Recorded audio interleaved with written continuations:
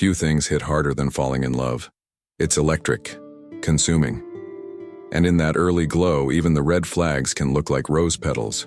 But like any fire, the intensity fades, emotions settle, and what was once charming might start to feel off.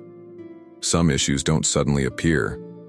They were there from the beginning, just blurred by the thrill. Conflict in a relationship is natural, even necessary. But if it becomes constant or one-sided, then it might not be love. It might be a lesson. So let's talk about the 5 key signs it might be time to let go, not out of bitterness, but out of wisdom. 1. It's all passion, no partnership. In the beginning, it might feel like you found your other half. The chemistry is intense. You finish each other's sentences. The physical connection is electric. But passion alone can't carry a relationship forever. Without real compatibility, shared values, similar life goals, mutual respect, things start to feel hollow. When the excitement fades, what's left? If the answer is awkward silence, constant misunderstandings, or the realization that you don't actually know each other, that's not a relationship. That's a short-lived spark. A true partnership goes beyond physical pull. It's about building something together, something that still stands when the fire cools. 2. You feel like you're losing yourself. Love should expand you, not shrink you. But if you look around and realize you've stopped doing the things you love, if your friendships have faded, your identity has blurred, and your emotional world feels smaller, that's not love. That's enmeshment. Sometimes it starts subtly. Canceling plans, compromising too much, adapting your personality to keep the peace. Before you know it, you're a supporting character in your own life. A Stoic knows, yourself is the one thing you never surrender. The right person will encourage your growth, not ask you to dim your light to make theirs shine brighter. 3. You're always the one holding it together. Every relationship requires effort. But effort should never feel like a one-person job. If you're the one constantly reaching out, making plans, initiating conversations, apologizing, even for things that aren't your fault, then ask yourself this: are you in a relationship or in emotional labor with no paycheck?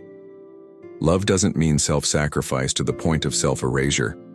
A balanced relationship feels like teamwork, not like trying to row a boat while the other person naps in the back. When effort isn't mutual, it becomes a slow erosion of your energy, your hope, and eventually, your self-worth. 4. You can't be fully you. In the early days, we all try to show our best sides. But in a healthy relationship, time brings comfort, not fear of judgment. If you feel like you're always performing, editing your thoughts, filtering your words, hiding your quirks, then the relationship isn't a safe space. It's a stage. And no one can perform forever. True love means being able to relax into who you are, without worrying if that version of you will be too much, too weird, or too honest. You deserve to be with someone who doesn't just tolerate the real you, but loves them. 5. You don't feel respected. Respect is the bedrock of any meaningful connection.